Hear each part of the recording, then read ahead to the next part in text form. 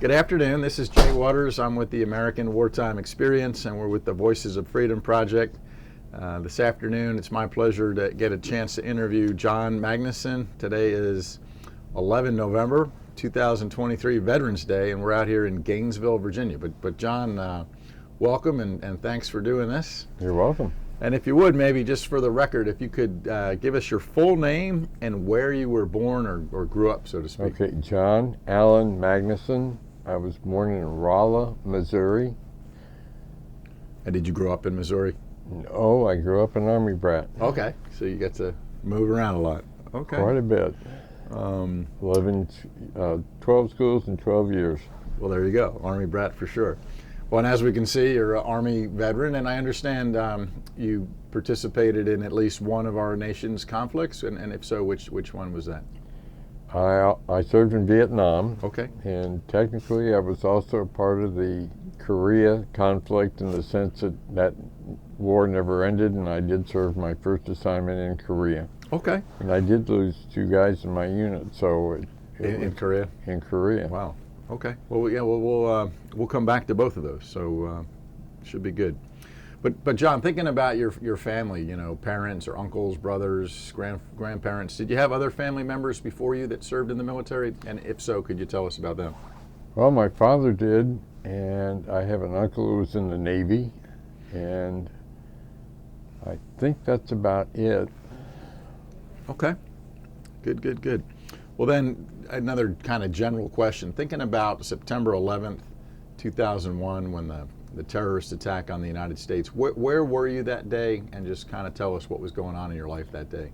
Well, I was working up in Maryland, and had retired, so I was and I know my wife called me and told me that a plane had hit the towers, and I turned on the TV to watch, and then I noticed that the hole in the building was a lot bigger than it was being a small plane, and at that point I knew that it was something other than, and it wasn't an accident, because I was actually working with a radar unit, and we could see, I knew up in New York, I knew all the traffic patterns. Okay. And knew that there was no plane that could have hit that way. Right. So you were suspicious immediately? Very much so. And then what about the rest of the day, the second plane? Well, I had scheduled a conference call from around the world, and I immediately had to cancel the call. Trouble is, we had people that were still asleep, so they wouldn't have known. So I had to wait until afternoon, and so I left work finally after I was able to tell everybody that we weren't having the call, and I drove home on the Beltway. And would you believe, driving up from Maryland down into Virginia, I didn't see one car. Really? It was utterly amazing to see how it was so dead, so to speak. But the road was open, right? Oh yeah. Yeah. I guess everybody was. All the overpasses had people would put flags, or Yeah. Well, and so where were you actually living in the area at that time? I think Herndon. Okay. In Herndon. So what were the next couple days like in this? You know, they call it the National Capital Region. What was it like the next couple days? September 12th, September 13th. Well, the weird part was we lived by Dulles, and of course there was no plane traffic. So we had heard the planes all the time, except all of a sudden we didn't hear. Yeah. But every day there was one helicopter that took off, and and when I found out what they were doing was they were surveilling and making sure the water plant up in Herndon was not disturbed. Yeah. So that was kind of weird. Yeah, I guess we didn't know what was going to happen next, though. And I also can then also interject that my wife and I were invited. We went to the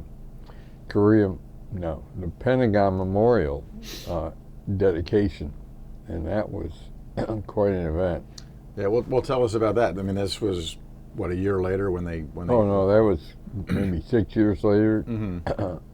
I don't remember the exact number of years, but the neat thing about it was afterwards you could then go in and see the benches. And I don't know how many people know that the benches, the orientation explains where the person was killed. Yes. If you're looking at a bench and reading the name on the end of the bench, you look up and you see the Pentagon. That person was in the Pentagon. Right. And if you look up and you see the sky, that means they were killed on the plane. Right. So it was just kind of interesting seeing it. Yeah, I mean, it's I've been there just like you a few times. It's very well done, very impressive, very humbling though to think what happened that day. Well, I think the thing that impressed us the most was when, of course, we knew the general that was killed, and so the first thing I wanted to do was go see his bench. Yeah, Lieutenant General Tim Maud. Yes. Tim Maud. Mm-hmm. So we went and looked at and we walked up, and there was a bouquet of flowers on his bench, and the lady walks up to us, young lady, and said, "Did you put those flowers on the bench?" And we said, "No." He said, "Oh, I wish I knew, because I know my father would have loved to have known who had put those flowers on." And we looked at it, "You know, we haven't seen you since you were 4 years old." Oh, so it was one his his daughters. Yeah. And then we found out his wife couldn't make it. But after that, too, there was a young lady, a little like 4-year-old, had a daisy and was taking each petal off and putting it in the water that's under the bench. Yes. And at the end of the bench was sitting another a lady, and she asked, because I'm a photographer, because what was so neat was on the bench itself was like some people would have thought it was a rosary, but it was a necklace. The program and some flowers. And the lady asked us something, because I was taking this young lady's picture. And she looked up at me and burst out crying. Mm-hmm. And what had happened was I had been asked to go, but the only requirement was that I would wear my uniform. So I was in full uniform, which oddly enough, a number of years retired, but I still fit. But of course I felt kind of bad.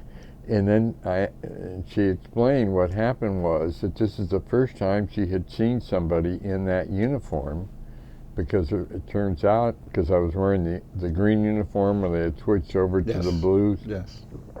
And her husband and I were in the same branch, so I wore the cross cannons, and of course he had the cross cannons. We were both the same rank, and she said the first time she had heard, and when she looked up, it kind of hit her. Of course, I felt kind of bad, but talking to her, shows you what a small world was. We'd been in Fort Sill together. Okay. And all 3 of her kids were born in the same hospital that all 3 of our kids were born in. Well, and who was this again? I don't remember the name. Just another fellow attendee. He was one. Well, he was a personnel type who was also in. That had been killed. But the important thing is that when having met Tim's daughter and the wife, all of a sudden it really struck us that this event at the Pentagon was in fact a personal event. It was not a television event, and so many Americans think of it as a television event. And anyway, that's what hit home with it. Well, no, that's good. That's a good, and I knew General Maud as well from being a personnel guy and some other guys and gals that were there that day. But well, John, back to you. Why did you join the Army in this case? Why did you join the military? Actually, I was in college, and I joined something called Pershing Rifles. And as a freshman, we had a review and a drill meet, and I was in uniform. And the 5th Army Band trooped the line and was playing "Hey, Look Me Over." And all of a sudden I got chills and decided, yep, this is what I want to do. So from that point I decided I'd make a career out of it. And what college were you at? Iowa State. Okay. And was it like an ROTC program? It was ROTC, right. Iowa State, yeah. Okay. And as you got ready to graduate, Iowa State and ROTC, you graduate, but then you also received your commission the same day. Yes. How was that? How was graduation and commissioning day? Well, there was pluses and minuses. The plus was my father, being retired military, decided he wanted to swear me in. So he came up and he swore me in. And that part was pretty cool. Yeah. But it was kind of weird being a Army brat, because as soon as he commissioned me, he says, "Come on, John, a couple things you need to know. Let's go outside. We need to talk." Of course, he was a retired colonel, and here I am now, a second lieutenant. "Yes, sir." So we went outside, and he says, "Okay, there's a couple things you need to understand and know." And I said, "Well, what's that?" He says, "Well, first off, you're going into the same branch that I am," because he was field artillery and I was being commissioned artillery. He says, "You're going to run across people who either served with me or acquaintances or worked for me, and if I ever hear of you taking advantage of any of the relationships for the betterment of your career, I will guarantee your career will come to an immediate end." Is that understood, Lieutenant, not son? Lieutenant, "Yes, sir." And quick background, my father had served for 9 years in the Illinois Army National Guard. Okay. As an enlisted, where he was serving the Mississippi. And he said, "Okay, now." John, hold on one second. I'm going to get you a bottle of Water. water, and then we can edit. I'm not going to stop the camera. But we can, Okay, I'm sorry. No, it's fine. I should have offered you one before we started. I normally do, but just got a little distracted there. Well, you know what? Let's get you. I'm okay. All right. Well, shoot. We normally have a whole bunch of water. No water. Okay, we just keep going. I'll try not to No, cough. you probably have it somewhere there. But yeah, so your dad didn't want you taking advantage. No, Because obviously you had the same last name, so Colonel Magnusson and not a very common name. Lieutenant, yeah. Well, okay. Did you get when? Okay, he so he was enlisted. So he says, "Okay, now if I ever hear of you mistreating an enlisted person as anything other than an honorable human being, I will make sure your career comes to an immediate end." Is that understood, Lieutenant? "Yes, sir." Okay, now back to his small world. I was teaching at Fort Sill, and we got a new colonel in, and I had worked for him a year, and I was in the back in the supply room, and I overheard him talking to one of the clerks, and he was talking about the Rock Island Armory, and I thought, wow, why would? And so I later asked him, "How do you know the Rock Island Armory?" He says, "Oh yeah, that's where I got my commission. Your dad got it for me." I said, "My dad?" "Yes." Unbeknownst to me, my father had already visited us twice that year and had gone out at night and never told us where he was going. He was actually going over to my boss's house for dinner. But he nor my boss ever mentioned. So Dad was very serious about it. Yeah. Anyway, so that was the thing about being commissioned. And then the bad part of that same day, I found out instead of going to Germany, which I was anticipating, I got orders to Korea. Yeah. So as you were graduating and getting commissioned, what year was this? Do you recall? 1965. Okay. So then you did your officer basic course out at Fort Sill, right, for artillery. And then before you went to Korea, any other specialized training or just Fort Sill? Well, I learned how to jump out of an airplane. Okay. I got my parachute wings. At did you go to Fort Benning or Fort Bragg? Benning. Yeah. Okay. All right. So now it's about 1965, 66. Your first assignment is, you said, to Korea? Korea. Well, tell us about Korea. Well, the interesting thing about Korea was it was also when Vietnam was building up, so the division ended up losing all of its captains and majors. So as a second lieutenant, I ended up becoming a battery commander, which was totally weird at that time. Yeah. So I had the honor of being a battery commander early in my career. And which made that fun, as we ended up becoming the 8th Army Salute Battery. So we had quite a few things to do there. Well, for the audience then, or somebody listening, what does that mean as a salute battery? Well, we would go to the various ceremonies or whatever and line our guns up and shoot either a 21 gun salute like 4th of July, Right. or Okay. 11 for a brigadier, 13 for a 2-star general. And so we would do that. Ceremonial type Yeah, stuff. ceremonial.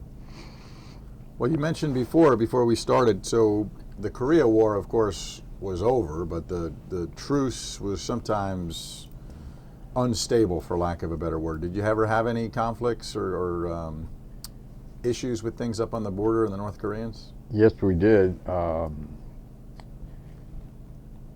Because we got a new general in Eisenhower who decided, Eisenhower was his name. Anyway, he thought that the North Koreans needed because he asked the Vardy commander, could we actually hit into North Korea or in the DMZ from where we are? Because all of our guns were in revettes or laid and ready to shoot. Yes. But we couldn't shoot that far. Yeah.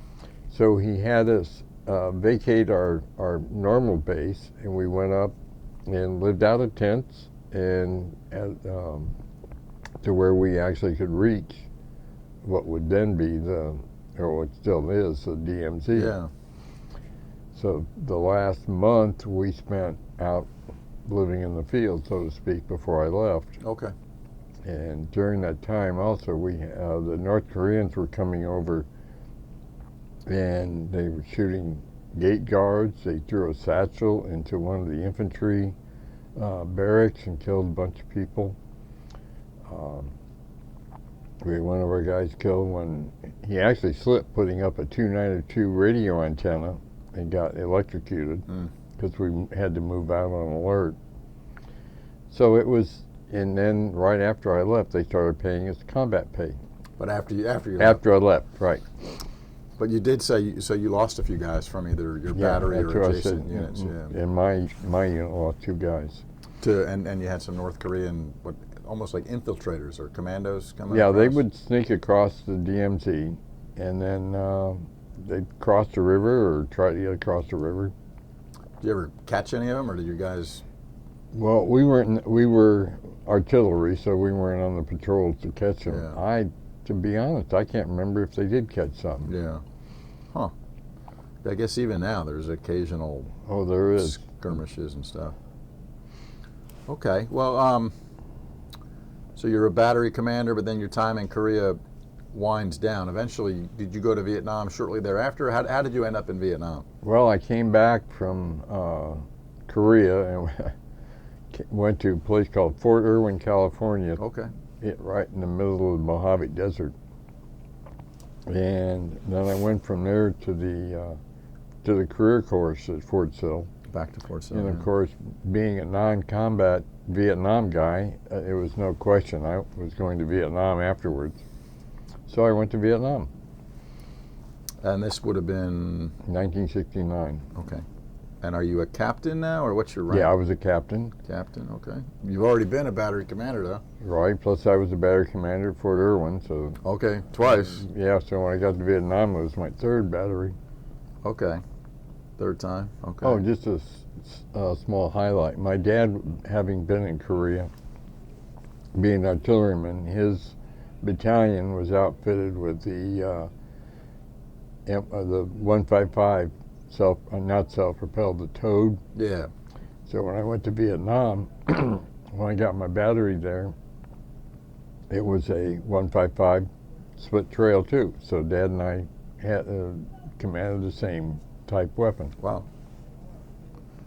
When was your dad still serving at this point? No, my dad retired, He retired, 11 months before I was commissioned. Okay, yeah. Okay. Well, tell us in Vietnam, kind of where you were, what your daily missions were, things like that. Okay, I went to Vietnam, and I went to, because I just finished the career course, I got assigned to the 101st Airborne. Okay. And I was going to start off as the battalion fire direction officer. But unfortunately, my battery ended up firing out and killed a few infantry. So the battery commander, needs to say, got relieved. So after I'd been there a week or so, I ended up being a battery commander, taking over this battery. And that was sort of interesting in that during the time when people are graduating from AIT, Advanced Individual Training, they, if the top of the class and whatever, were promoted right away to a buck sergeant, 3-striper, and then they were all of a sudden, that was cheap. So my battery ended up with 4 out of the 6 crew chiefs were all non-experienced NCOs, which was kind of strange because the battalion only had 4 of them, and they were all in my battery. So obviously I went to the battalion commander and says, hey guys, this ain't fair. No wonder they fired out. I mean, it was, you had an inexperienced group. So he switched them around. Okay, good. But Good. anyway, I was there in the battery maybe 3 weeks and ended up in the hospital.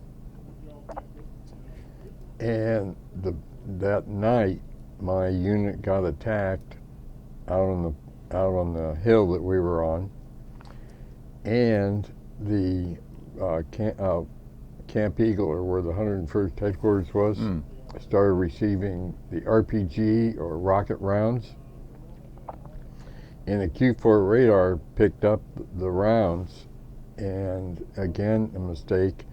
The operator sent the coordinates of where the rounds were landing instead of the coordinates of where the lands were coming from. And unfortunately, a Kentucky National Guard 155 unit took it as a contact mission, and they were in the process of changing firing charts, and they ended up firing off clean sheets and didn't have the no fire zones marked. So they fired in, and they ended up hitting my battery CP, which God took care of me. I wasn't in that because I had just gone to the hospital. Yeah. But it killed 5 of my people, including the 1st sergeant. But another friendly fire. But for another friendly fire. Wow. And the biggest piece they found of my 1st sergeant was his hand. And crater analysis kind of showed that the round probably hit him in the chest. In a 155 round, by the way, and 98.6 pounds. Yeah. So anyway, and of course, I was really upset because when I went to the hospital, I didn't have any of my stuff on me, like wallet or nothing. I was just in. And I'm sorry, did you end up in the hospital like an illness or an injury, or? It was if you want to. Let me back up. I was shot down in a helicopter. I came down hard and ended up messing up my back end, which was not considered a combat wound at the time. So anyway, I was really upset because I kept trying to get a hold of my 1st sergeant and telling him to send my stuff to me. Yeah. And I never heard. And after I got airbacked out and all the way back to the States, and 2 months later, I ran across my chief of firing battery. And I said, what the heck was with the first sergeant? He says, you didn't hear? No. Hear what? He says, oh. And he told me about that night and the first sergeant being killed. And boy, I felt that high, having spent 2 months just so upset with this individual. And then to find out he had been killed, and that's why I never heard from him. Yeah, I mean, but you did. Yeah, I mean that's awkward, but you didn't know. I didn't know, but anyway. That's awful. Yeah. And to close that door, my wife and I cruise a lot. But when I ran across one guy, I have a Field Artillery Association red shirt, and turns out this guy was from the National Guard from Kentucky, 155 unit. And I said, oh, turns out he was in that unit and was in Vietnam with that unit. And I tell you what, I really felt bad. But it really kind of closed it out, because he was telling me what it was like on the other end. And that unit was really, it had it rough because of that. Yeah, I mean, because I guess from what you said and what I understand, they should have known the no fire zones, but at the same time, they have like they were under attack, contact at this location. Exactly. Even if it is a no fire zone, it could be getting overrun. Right. So just a series of errors. That's unfortunate. So anyway, that kind of put closure to it, and I could go on, so to speak. Yeah. Well, anyway, so it was nice getting all the way back to the U.S. and of course during that time we didn't have FaceTime. Yeah. Or any of that stuff. So having only been in Vietnam 3 or 4 weeks, my wife still hadn't gotten the snail mail. So she didn't know, and she didn't even know that I was in the hospital. In a matter of weird, I called her when I got to Washington, not D.C., the state of Washington, to tell her I was in the States. She was so excited and surprised by that, not knowing, and hadn't heard from me. Yeah. She started jumping up and down in my parents' bed because she was staying with my parents. Excuse me. Anyway, she broke the bed. I thought you were going to say that. Yeah. She didn't get hurt, though, did No. she? No. But it made the experience kind of interesting coming back that way. Did you ever go back to Vietnam, or did you No, stay? because I had the Korea to start with, so I had Korea. 2 short tours. Yeah. Well, do you mind telling a little bit more about, you said you were in a helicopter that got shot down and did a hard landing. What was going on there? Well, it was on the way to take over the battery, and the battalion commander and I were in a Loach, a small observation helicopter, and he was having me see what the, quote, sheath looks like. Excuse me. The sheath is how the rounds will land. Okay. And you can get impression out while they're firing. Anyway, in the artillery, you send a shot when the round is going to land in X number of seconds, 5 seconds. So the helicopter pilot, instead of stopping, because we'd actually gone past the target, instead of just saying the heck with it, going and turning back around, he hovered. And as soon as he hovered, and we were in a valley, we got peppered from above.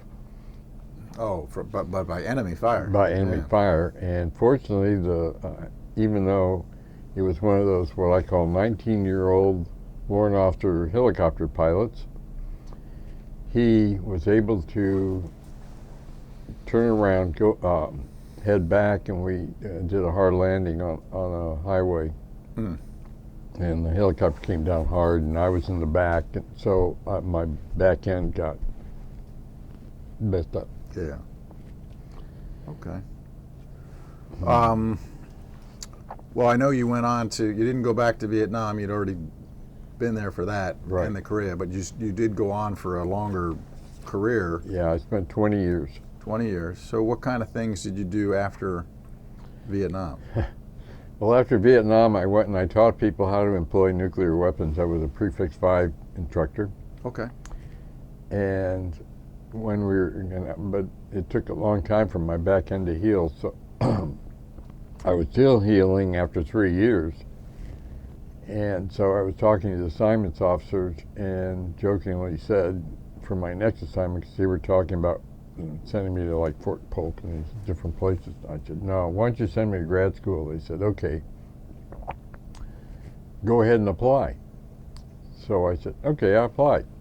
Next thing I know, I got a letter of acceptance from Purdue University in the computer science department. And back then it was, what the heck is computer science? Anyway, so I ended up going back and getting a master's in computer science.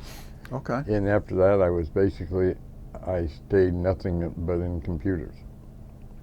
Okay, so not so much field artillery, but computer based. Although when I did, after Leavenworth, the Command General Staff College, I was thinking, okay, if I'm going to make Lieutenant Colonel, I've got to get back to the artillery. So I went back to Fort Sill, became the operations officer for the 212 Field Artillery Brigade, which is as a major, I was in a lieutenant colonel's position. And so I'm there, which is pretty good, except the reason they assigned me to that one was they were getting something called TACFire, which was a new Army computer system that did both tactical and technical fire support. And being a computer guy, they thought that's where I really should work because I knew computers. So anyway, you put the 1st Battalion through back then the AIT, not AIT, what do they call them? Army Training Test, Army Training Test. And then they moved me over to the school to work on the follow-on. But then I got a call from our personnel center that said, how does this job sound? I said, well, it sounds like it's in the Pentagon. They said, yeah. I said, okay, forget it, let's go on. I noticed I would go to the Pentagon. He spent half an hour trying to convince me that I wanted this job. So anyway, I finally said, okay, I can't, let's get down to the bottom line. What would happen if I said no? He says, well, you get orders anyway. Yeah. Okay, so all I was able to do was really work out a report date. So I went to the Pentagon, and it was to the Joint Staff. And I don't know how many people know, but you don't get assigned to the Joint Staff. You get nominated. And then they decide whether they want to accept you or not. And the only problem is this position, because there was a guy who retired on short notice. The requirements were you had to be a field grade officer, which means a lieutenant colonel. You had to be in a combat arms, which was infantry, artillery, or armor, and you had to have a master's in computer science. Well, at the time, there weren't a whole lot of us. Right. As a matter of fact, they did a computer dump. Turns out there were 3 of us in the military, in the Army. And you were one of them. I was one of them. The other one was my boss, and he had been a West Point graduate and been passed over twice for lieutenant colonel and picked up the 3rd time. They knew that they would, Joint Staff would not accept his nomination, and the other one was in Germany. So was me, so off I went. There you go. How'd you like working on the Joint Staff? I loved it. It was real. I mean, even though I was in the Pentagon, I had a superior boss. What I did for living was really, really good. And what kind of what year was this, you think, or what years? And Oh, what kind of 1981. and what kind of hours were you working? Well, it varied anywhere from 8 hours to 12 hours. I mean, you just never knew what was going on. And what was everybody always talks about the commute to the Pentagon. What was that like in 1981? Well, wasn't easy. It was. I had to go. I live actually in Annandale, inside the Beltway, but I went to the Beltway and around 395 up. Because there was no metro system, right? No. In '81. No. No, we did have the bus, and the drive was the bad part. But fortunately for me, being on the joint staff, I had a good parking place. Okay. So were they doing that? I think they called it the slug line, where you could pick up hitchhikers, so to speak. Right. Did that exist in '81? Yes, it did, but I wasn't near enough to go try it. Okay. And with the hours I kept, it was, I just couldn't do it. Well, let me ask you, I want to go back, if you don't mind, John, for a minute or two, on Vietnam. So you joined through ROTC, but there's a draft going on. What was that like with your units or your experiences with regular Army guys and draftees? Were there tensions, or what was your perspective? I don't think I would call it tensions. There was actually most of the draftees were what I considered dedicated people that wanted to do well. There were some that were upset about being there, and they just weren't, I want to say dedicated. But it really wasn't that. In most of the time, you didn't know which they were. Okay. You could have good soldiers or bad soldiers from both sides of the fence. It didn't matter. Okay. And the main thing was we all wore the same uniform and were fighting for the same country. Okay. And you mentioned, I was going to ask you about staying in touch with your family. You kind of mentioned that. Did your wife or your family ever get those letters that you mailed? Oh, yes. They did get them. And plus, my wife got a telegram telling her I was in the hospital and doing well and everything was fine. Okay. And I was there when she got the telegram. Well, the system works. So, that's why quickly. People today went through the Gulf Wars. It's hard for them to understand that, but that's just the way it was. I mean, in Afghanistan, I had a telephone in my room. I could call anybody, anywhere. Yeah. And then for Vietnam, any recreational opportunities or USO shows, or was it pretty short and sweet for you? No, it was pretty short and sweet because I was out.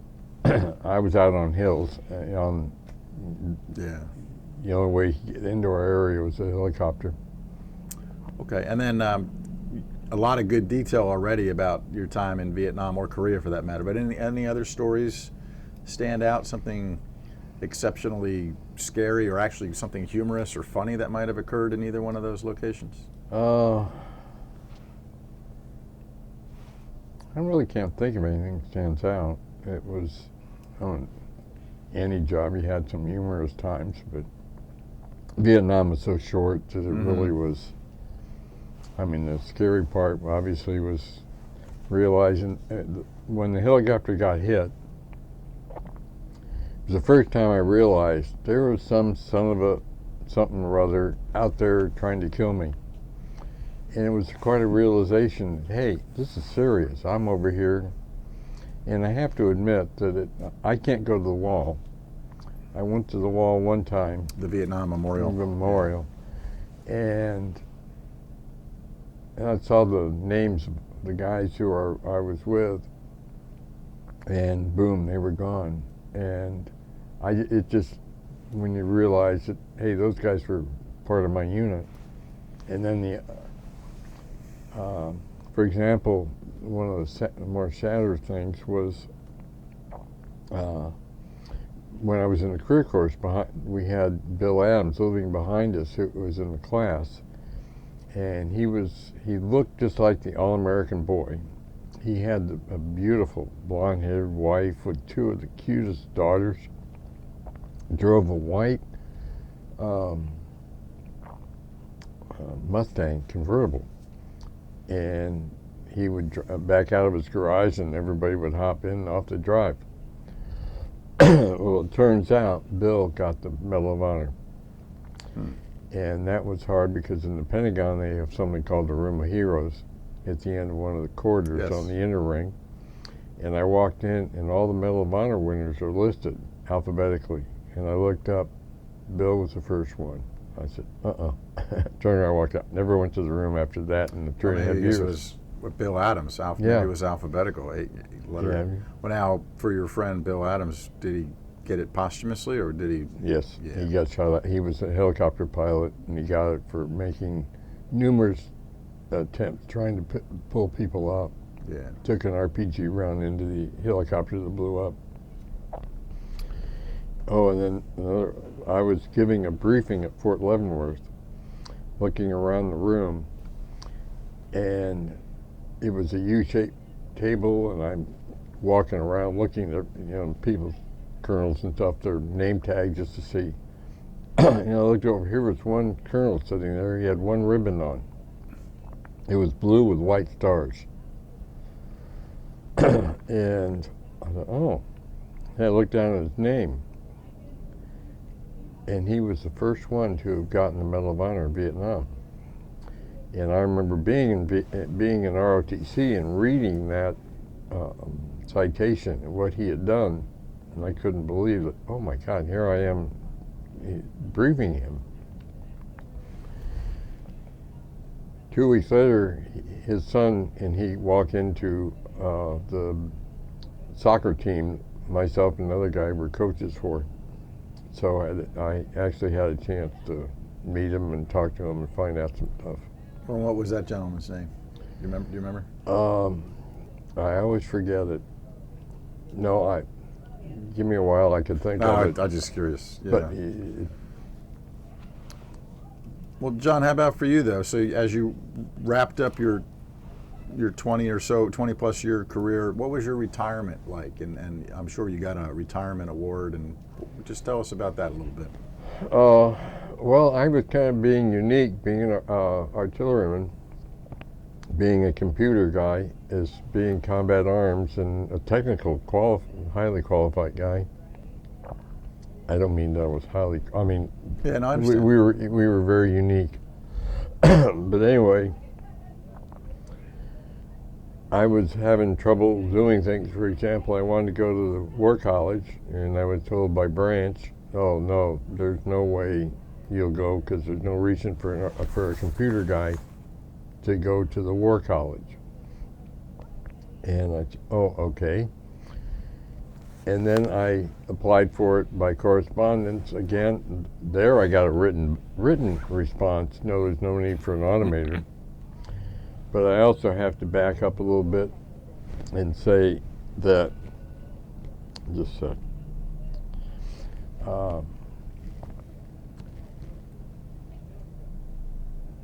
I had been watching as an automator the plight of the 53, so it's our code for automator. Yeah, the systems automation. And yeah.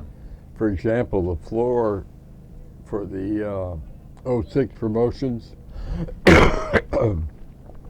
floor was 4, which meant every promotion board had to promote at least 4 people with the code 53.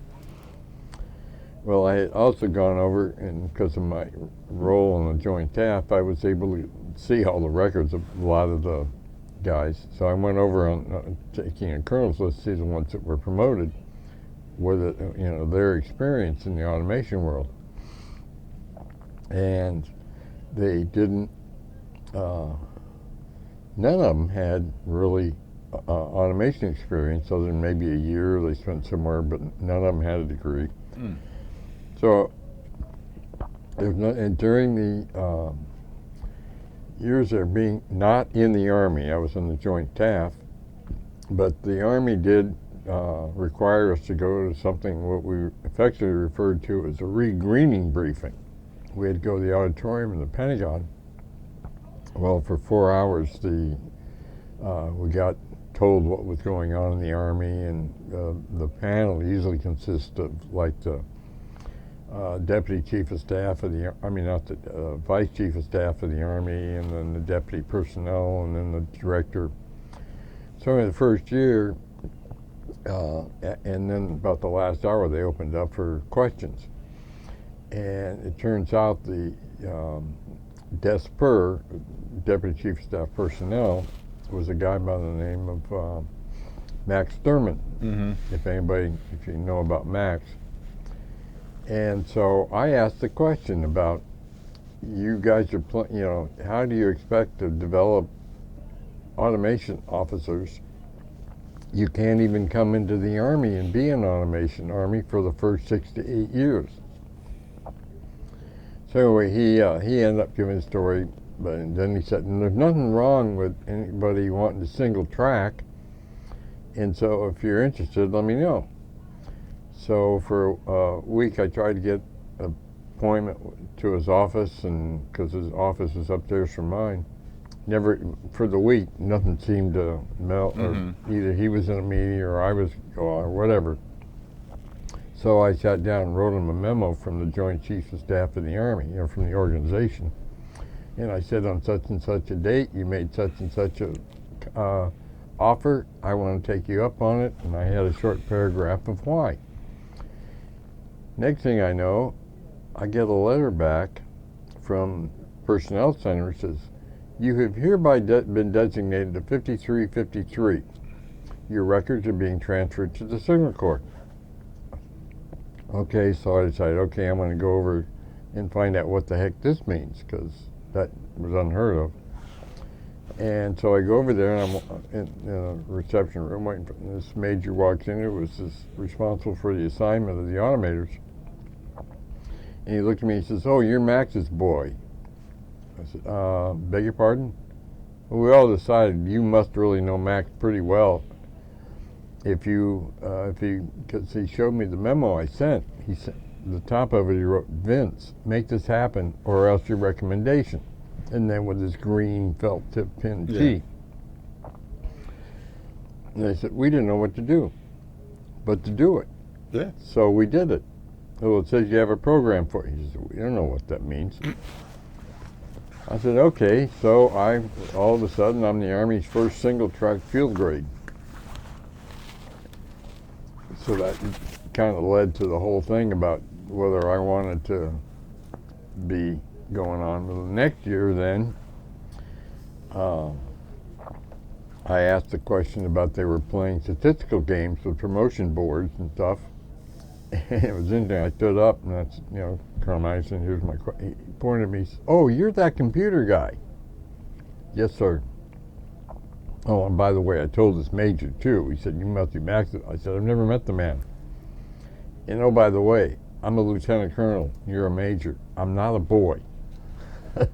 I was a little upset over that.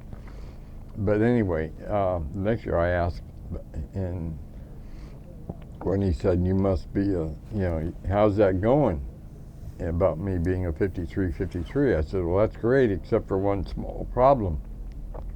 I can't get a clean ORB, off the record brief. It's a one-page summary of your career. And he says, why? The computer keeps kicking out when they try to put me in as a 5353, it kicks it out as an error. Yeah, oh, so he turned around, and now he was the vice chief, and he turned around and pointed at then the 3-star Desper and said, you will get that corrected today, won't you? 3-star says, yes, sir. So I get back to the office, and I get a call from the Management Information System Officer at Milpercent, who I knew. He says, we've all been wondering what in the hell you did this year. I said, what do you mean? He says, we got a call from General Thurman's office that we are to, by 5 o'clock today, have in your hands a corrected and valid ORB that reflects 5353. And believe it or not, at 4:55, knocking on the door, because I was in a classified area, but here's a captain standing there with this envelope. It worked. And I had to sign for it, but I became a 5353. I mean, officially, on paper. Sure. Anyway, you asked me about my retirement. So I'm now getting ready to retire. Sitting at my desk, I had a phone call from this colonel. Turns out it was General Thurman's exec, saying, before you retire, the general would like to talk to you. I said, oh, okay. He says, well, when would it be convenient for you to come up and meet with the general? I said, wait a minute. I looked down. I'm wearing silver this guy's got 4 twinkles on his shoulders, and they're asking me once. So I said, whenever it's convenient for him. And we went around. Finally, we agreed on a date. So I went up before I retired. It was only like a week or so before. I went up and went in and had an hour and a half with him. And he, I want to know all about what my experience was like being a technically qualified officer. If you knew anything about Max Thurman, he felt, for example, if you were a logistics general, you should still be able to sit down and write a logistics plan. If you were a infantry officer who got put in a logistics position, you should be able to sit down and write a plan.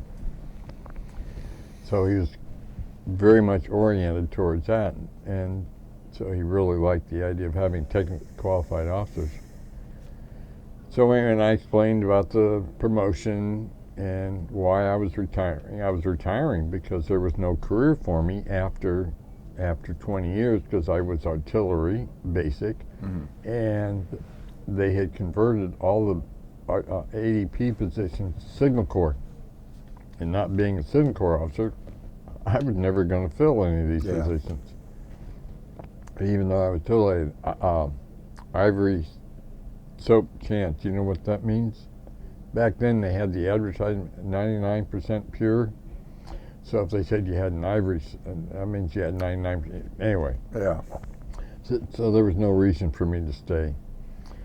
What was nice is after, and I told him my experiences trying to go to the War College, or getting War College credit. He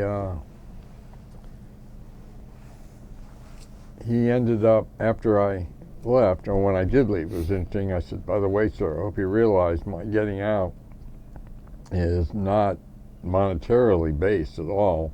It was other things. I said, but next week when I'm in industry and I combine my retirement pay with my industry pay, my pay will be more than yours. And he laughed and says, yeah, I understand. But the interesting thing was too, he then, 3 things basically happened. 1, 2 5353s magically appeared on the War College list that had been published. The floor for ADP was changed from the 4 to 6 or up to 24. Oddly enough, though, they only could find 22 qualified lieutenant colonels. Yeah. Because there weren't not very many automators stayed after 20.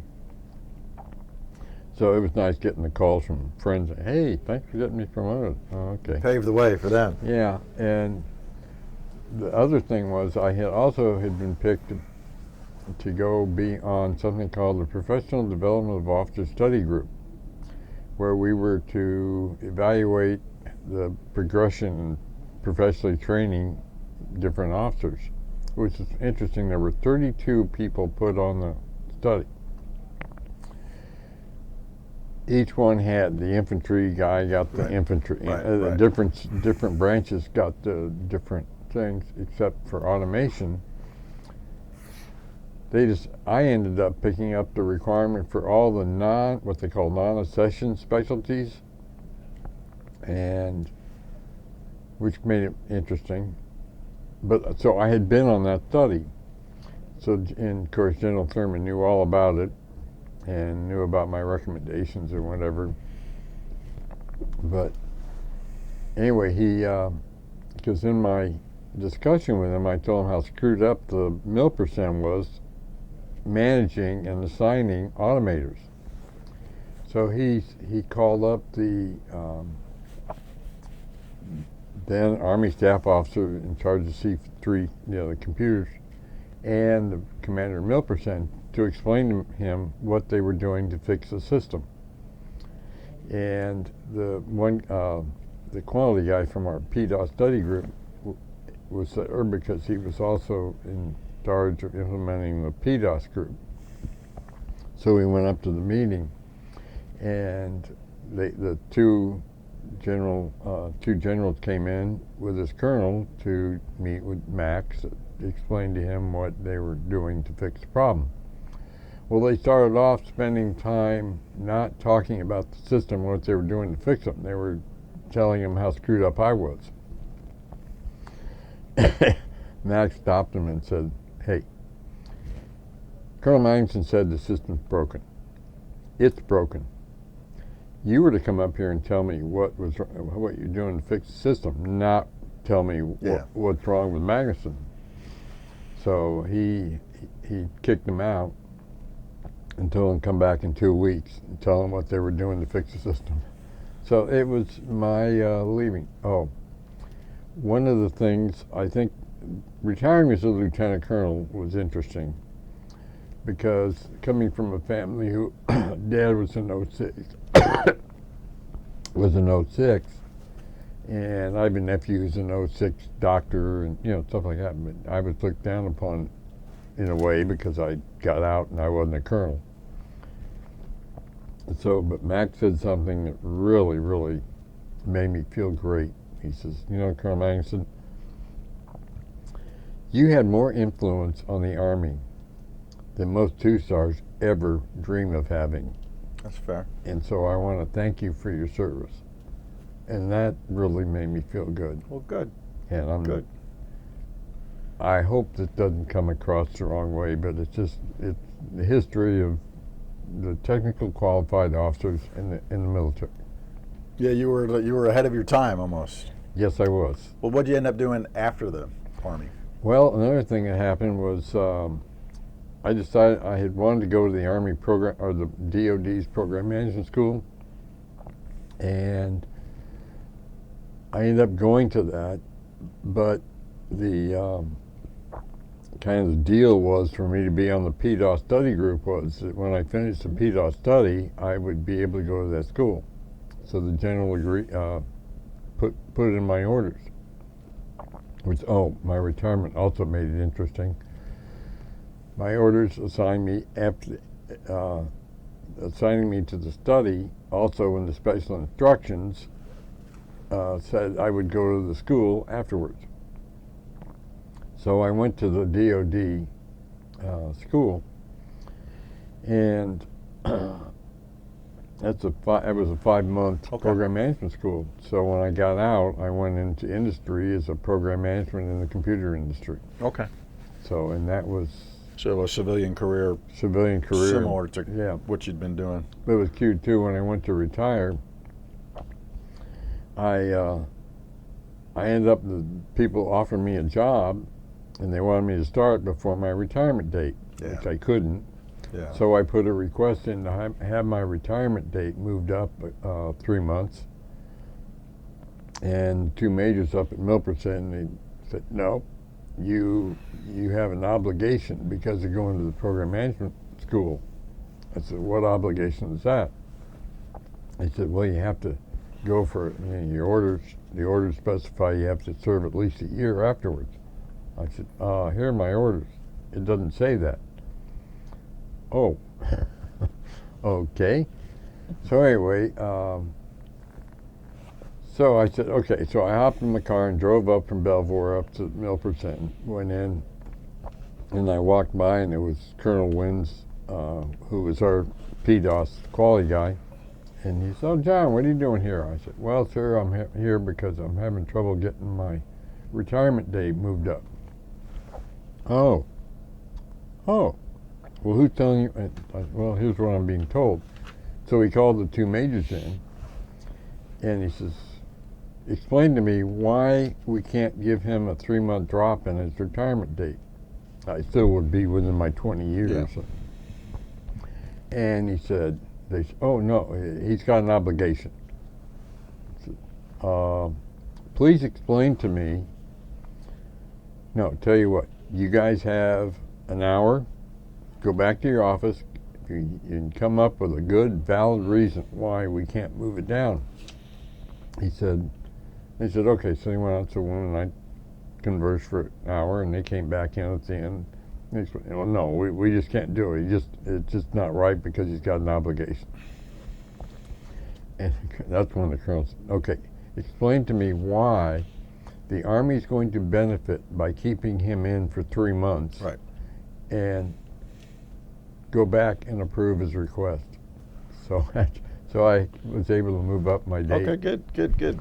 Well, I kind of just like 2 last questions here. How do you think your wartime service, the Korea and the Vietnam service, affected what you did after that, both in the Army and afterwards? It's kind of a broad question, but your wartime service, how did that affect you? Probably not much at all, because I wasn't there long enough. And Okay. It's hard to think of Korea as a wartime. Although, Yeah. I had some. Well, then let me ask the second to last question, which can maybe tie it all together too. In addition to everything that we already covered, but if there's just one thing that you would want, future generations to know, whether it's grandkids or great grandkids or school kids to know about you and your military service, what would that be? Always be driven by the mission and the task and accomplishment of it to the best of your ability. I like that. And then John, the last question is proverbially the last question. Is there anything else that you wanted to talk about or revisit that we've already talked about today? Yes. Whenever you thank a veteran, if the wife or spouse is there and served at the same time, make sure you thank them, because without them, you wouldn't have. In my case,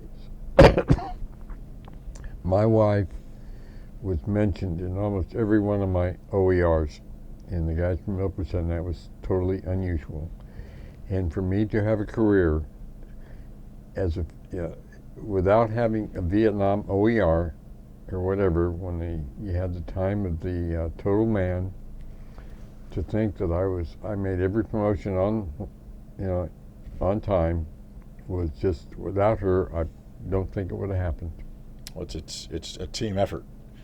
In fact, she's outside probably now still. No, she's still at home waiting for me to she's show up waiting. with lunch. Okay. You went out for lunch, and 2 hours later you're telling war stories Right. with American and wartime guys. But all right, John, I think this has been a pleasure talking to you. Before I turn the camera off, give you a fist bump or something.